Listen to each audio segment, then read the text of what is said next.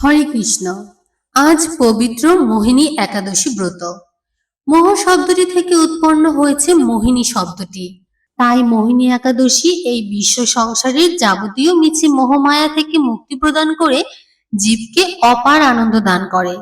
আজ সেই মোহিনী একাদশী ব্রত, যে মোহিনী একাদশীর সাথে জড়িয়ে আছেন ভগবান শ্রী বিষ্ণুর মোহিনী অবতার, সমুদ্র মন্থন, দেবতাদের অমৃত প্রাপ্তি এবং স্বর্গরাজ্যে পুনরায় দেবতাদের অধিকার প্রতিষ্ঠার কাহিনী। এই মোহিনী একাদশী এই বিশ্ব সংসারের যাবতীয় মিছে মোহমায়া থেকে মুক্তি প্রদান করে জীবকে অপার আনন্দ দান করে। তাই সকল ভক্তগণের কাছে মোহিনী একাদশী জগতের মায়া কাটিয়ে চিন্ময় ধামের প্রতি অগ্রসর হওয়ার একটি সুবর্ণ সুযোগ। তাই আসুন আমরা শ্রবণ করি মোহিনী একাদশী ব্রত মাহাত্ম্য। জেনে নেওয়া যাক শ্রী বিষ্ণুর মোহিনী রূপের উৎপত্তি, মোহিনী একাদশী পালনের নিয়ম ও ব্রত পালনের ফলাফল সম্পর্কে। মোহিনী একাদশী ব্রত মাহাত্ম্য। একদা এক স্নিগ্ধ প্রভাতে দেবরাজ ইন্দ্র তার বাহন ঐরাবতীর পিঠে আসীন হয়ে প্রাতঃভ্রমণ করছিলেন। পথিমধ্যে তার সাথে সাক্ষাৎ ঘটে মহর্ষি দুর্বাসার। গজপৃষ্ঠের উপর আসীন উজ্জ্বল ও প্রভাময় ইন্দ্রকে দেখে আনন্দিত হলেন ঋষি দুর্বাসা। তিনি দেবরাজকে তার আশীর্বাদ স্বরূপ একটি পুষ্পমাল্য প্রদান করলেন। কিন্তু দেবরাজ ইন্দ্র দুর্বাসার দেওয়া মালাখানির গুরুত্ব উপলব্ধি করতে না পেরে তার বাহন ঐরাবতীর সুরে সেটি স্থাপন করলেন। আর এতেই ঘটে গেল মারাত্মক এক অঘটন। দুর্বাসার উপহারকে অবজ্ঞা করে হস্তিকে অর্পণ করায় প্রচন্ড ক্ষুব্ধ হলেন দুর্বাসা। তিনি ক্রোধে উন্মত্ত হয়ে দেবরাজকে অভিশাপ দিলেন, আমার দেওয়া আশীর্বাদকে হেলা করে গুরুতর অপরাধ করেছ তুমি, এ অপরাধের ক্ষমা নেই। আমি তোমাকে অভিশাপ দিচ্ছি, খুব শীঘ্রই তোমার স্বর্গরাজ্যের পতন হবে। দেবরাজের অনেক অনুনয় বিনয়ের পরেও দুর্বাসা তার অভিশাপ বহাল রাখলেন এবং স্থান ত্যাগ করলেন। ভক্তবৃন্দ, আপনারা জানেন মহর্ষি দুর্বাসার অভিশাপ বিফল হওয়ার নয়, ফলে যা হওয়ার তাই হলো। প্রবল পরাক্রমশালী ত্রিপুরাসুর স্বর্গরাজ্য আক্রমণ করে দেবতাদেরকে যুদ্ধে পরাজিত করলেন। তারপর দেবগণকে বিতাড়িত করে স্বর্গরাজ্যের অধীশ্বর হয়ে বসলেন দেবসিংহাসনে। এদিকে দেবতারা নিরুপায় হয়ে ছদ্মবেশ ধারণ করে খুঁজতে লাগলেন পুনরায় স্বর্গরাজ্য ফিরে পাওয়ার উপায়। কিন্তু কোনোভাবেই কোনো উপায় খুঁজে পেলেন না তারা। সব শেষে তারা শরণাপন্ন হলেন নাথ ভগবান শ্রীবিষ্ণুর। শ্রীবিষ্ণু দেবতাদের দুর্দশা শ্রবণ করে তাদেরকে একটি মাত্র উপায় প্রদর্শন করলেন, আর তা হলো অমরত্ব। কিন্তু অমরত্ব অত সহজ কিছু নয়। কেবলমাত্র অমৃত পান করলেই অমরত্বের অধিকারী হওয়া যায়, কিন্তু দেবতারা অমৃত পাবেন কোথায়? এই সমস্যার সমাধান প্রদান করলেন ভগবান শ্রীবিষ্ণু। তিনি দেবতাদেরকে পথ দেখালেন যে ক্ষীরোদসাগর মন্থন করলে অমৃতের কলস উত্থিত হবে এবং সেই অমৃত পান করে দেবতারা অসুরদের বিরুদ্ধে জয়লাভ করতে পারবেন। কিন্তু সমস্যা হলো ক্ষীরোদসাগর মন্থন করা যেন তেন ব্যাপার নয়। প্রবল শক্তি, সামর্থ্য ও সময় প্রয়োজন হবে এই সমুদ্র মন্থন করতে। তাই দেবতারা কিছুটা সততার আশ্রয় নিয়ে সমুদ্র মন্থনে আহ্বান করলেন অসুরদের। অসুরগণও এক বিন্দু অমৃতের ফোঁটা পান করে অমর হওয়ার লোভে দেবতাদের সাথে সম্মিলিতভাবে সমুদ্র মন্থনে রাজি হলেন। অবশেষে সমুদ্র মন্থন করে উঠে এলো সেই বহুল কাঙ্ক্ষিত অমৃতের কলস। কিন্তু সমস্যা হচ্ছে, এই অমৃত যদি দেবতাদের পাশাপাশি অসুরগণও পান করেন তাহলে তার পরিণতি কি হবে? ফলাফল সহজেই অনুমান করতে পারলেন দেবতারা। দেবতা আর অসুরের সংগ্রাম আরো তীব্র রূপ ধারণ করবে। বারে বারে অসুরদের দ্বারা নিগৃহীত হবেন দেবগণ। অসুরদের আসরিক অত্যাচারে সমগ্র সৃষ্টি রসাতলে গমন করবে। তাহলে উপায়? উপায় একমাত্র ভগবান শ্রীবিষ্ণু। অনাদির আদি গোবিন্দ সর্বকারণ কারণম। অসুরগণকে বিভ্রান্ত করতে তিনি এক অপরূপ লাবণ্যময়ী তথা লাস্যময়ী নারী রূপে আবির্ভূত হলেন অসুরগণের সম্মুখে। তার আবেদনময়ী কায়া ও কমনীয় ইশারায় অসুরগণ এতটা বিমোহিত হলেন যে তারা অমৃতের কলসের কথা বেমালুম ভুলে গেলেন। আর এই সুযোগে অমৃতের কলসটিকে হস্তগত করে সমস্ত দেবতাদেরকে অমৃত পান করালেন মহাবিষ্ণু। জানেন কি ভগবান শ্রীবিষ্ণুর এই নারী রূপের নাম কি? হ্যাঁ, ইনি সেই মোহিনী মূর্তি যাকে আমরা একাদশী তিথি হিসেবে পালন করি, এবং যেই তিথিতে তিনি মোহিনী রূপ ধারণ করেছিলেন সেই তিথিটিই হচ্ছে মোহিনী একাদশী তিথি।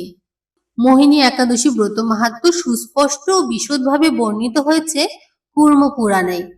এই পুরাণ মতে একদা পাণ্ডুপুত্র মহারাজ যুধিষ্ঠির ভগবান শ্রীকৃষ্ণের কাছে প্রশ্ন করেছিলেন, হে মাধব, বৈশাখ মাসের শুক্লপক্ষের একাদশী তিথির নাম কি?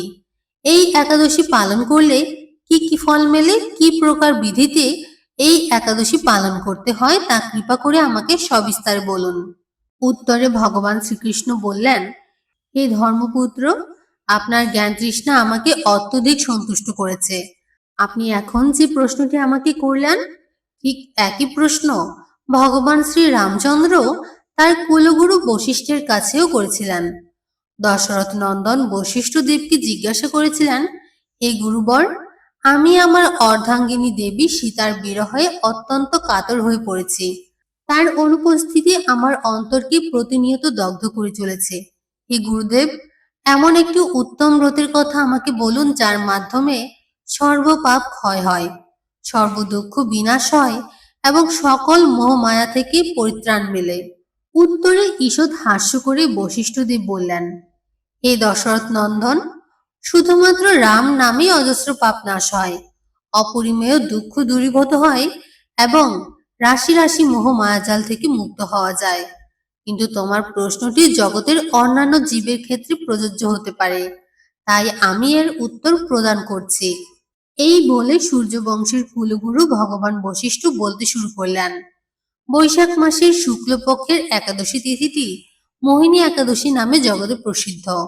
এই ব্রত সঠিকভাবে পালন করলে মায়ার সংসারের ভ্রমিত জীবের সকল পাপ দুঃখ ও মোহমায়াজাল অঙ্কুরে বিনষ্ট হয়।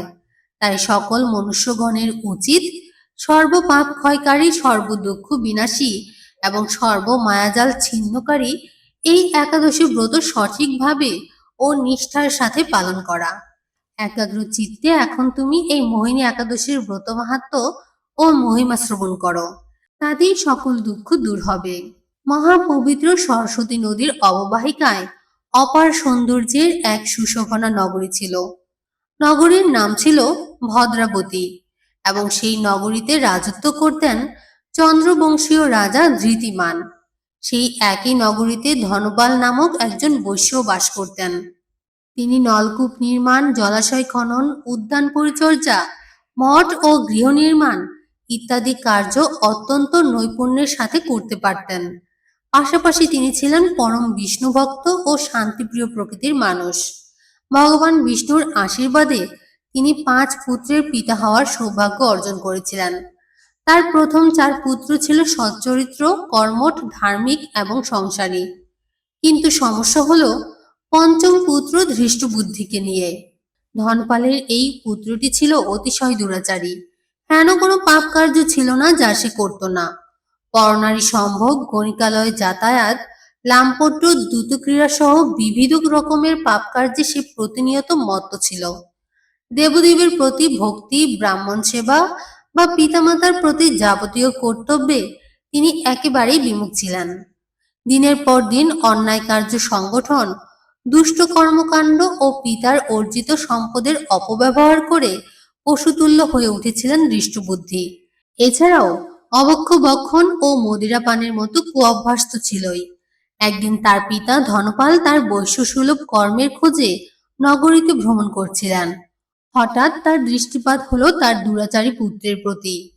তিনি দেখতে পেলেন তার কনিষ্ঠ পুত্র ধৃষ্টবুদ্ধি এক গণিকার কাঁধে হাত রেখে নিঃসংকোচে সমস্ত নগরী ঘুরে বেড়াচ্ছেন। এই নির্লজ্জ পুত্রের এমন অপকর্ম নিজ চোখে দর্শন করে তিনি লজ্জায় ও অপমানে অত্যন্ত মর্মাহত হলেন। এরপর ধৃষ্টবুদ্ধি গৃহে ফিরে এলে তিনি পুত্রের এই কুস্বভাবের কারণে তাকে গৃহ থেকে বহিষ্কার করে দিলেন। এরপর তার পিতার মতো ধৃষ্টবুদ্ধির নিকট আত্মীয় স্বজনও তাকে পরিত্যাগ করল। অগত্যা জীবিকা নির্বাহ করার তাগিদে অলংকারাদি বিক্রি করে তিনি দিন কাটাতে লাগলো। কিন্তু এইভাবে আর কতদিন চলে? এক সময় প্রবল অভাব এবং অর্থকষ্টের সম্মুখীন হলেন তিনি। তার সেই ধনহীন অবস্থা দেখে তার কুসুঙ্গী গণিকারাও একে একে তাকে পরিত্যাগ করে চলে গেল। এক সময় অর্থের অভাবে, অন্নবস্ত্রহীন এবং ছিন্নমূল অবস্থায় ক্ষুধা তৃষ্ণায় কাতর হয়ে পড়লেন দৃষ্টবুদ্ধি। এরপর উপায়ান্তর না দেখে চুরি করা শুরু করলেন তিনি। কৃষকের মাঠ থেকে ফলমূল ও অন্যান্য আহারাদি চুরি করে জীবন ধারণ করতে লাগলেন। একদিন তিনি চুরি করার সময় হাতে নাতে ধরা পড়লেন রাজপ্রহরীদের হাতে। কিন্তু তার সম্মানিত পিতার সম্মানার্থে প্রহরীগণ তাকে মুক্ত করে দিলেন। এইভাবে বেশ কিছু চুরি করতে গিয়ে ধরা পড়েও চৌর্যবৃত্তি বন্ধ হলো না তার। দিনের পর দিন তার এমন উৎপাতে বিরক্ত হয়ে একসময় রাজাও তাকে কারাগারে নিক্ষেপ করলেন। কারাগারে তাকে কশাঘাত করার দণ্ডাদেশও দিলেন রাজা ধৃতিমান। কিছুকাল কারাবাস ভোগ করে চুরি ত্যাগ করলেন ধৃষ্টবুদ্ধি। তবে এবার তিনি মেতে উঠলেন বনের নিরীহ পশু পাখি নিধনে এবং নির্বিচারে তাদের মাংস ভক্ষণে। আর এইভাবে পাপের পঙ্কিল পথে পদচারণা বাড়তে লাগলো দুষ্টুমতি ধৃষ্টবুদ্ধির। কিন্তু পাপ কার্য কখনোই সুখ বয়ে আনে না। তাই দিবারাত্রি দুঃখ শোকে জর্জরিত হয়ে ভীষণ দুঃখ যন্ত্রণা ভোগ করতে লাগলেন ধৃষ্টবুদ্ধি। এক পর্যায়ে পাপের ঘোর অমানিসায় ডুবন্ত অবস্থায় একদিন তিনি কৌণ্ডিন্য ঋষির কুটিরে উপস্থিত হলেন। তখন বৈশাখ মাস। ঋষিবর কৌণ্ডিন্য গঙ্গা স্নান করে তার ছোট্ট আশ্রম কুটিরের দিকে প্রত্যাবর্তন করছিলেন। আর কুটিরের পাশেই শোকাকুল ধৃষ্টবুদ্ধি তার পাপগ্রস্ত জীবনের হিসাব নিকাশ মেলাচ্ছিলেন। এমন সময় দৈব ইঙ্গিতে ঋষির ভেজা বস্ত্র থেকে এক বিন্দু জল তার পাপী শরীরে পতিত হলো। সহসা তার শরীরের প্রত্যেক প্রান্তে যেন বিদ্যুতের প্রবাহের মতো শিহরণ জাগলো এবং সেই মুহূর্তেই ঋষির শরীরের পবিত্র জলের স্পর্শে তার অতীতের সমস্ত পাপ দূরীভূত হলো। দৃষ্টবুদ্ধি তখন ষষ্ঠাঙ্গে লুটিয়ে পড়লেন কৌণ্ডিন্য ঋষির পদযুগলের উপর। প্রার্থনা করতে লাগলেন, হে ঋষিবর, পাপের পঙ্কিল পথে চলতে চলতে এই পৃথিবীতেই নরক যন্ত্রণা ভোগ করছি আমি। কৃপা করে আমার এই ভীষণ দুঃখ যন্ত্রণা থেকে মুক্তি লাভ করার উপায় বলুন। ঋষি কৌণ্ডিন্য স্মিত হেসে তুলে ধরলেন দৃষ্টবুদ্ধিকে। তারপর স্নিগ্ধ সুরে বললেন, হে বৎস, এখন বৈশাখ মাস। এই মাসের শুক্লপক্ষের একাদশী তিথিতে মোহিনী একাদশী পালিত হবে। তুমি এই মহাপুণ্যদায়িনী ও সর্বপাপ ক্ষয়কারী ব্রত পালন করো।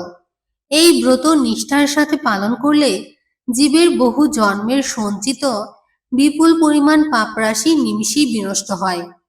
কৌণ্ডিন্য ঋষির দেখানো পথে মোহিনী একাদশী ব্রত মাহাত্ম্য শ্রদ্ধার সাথে শ্রবণ এবং নিষ্ঠার সাথে পালন করলেন দুর্মতি দৃষ্টবুদ্ধি।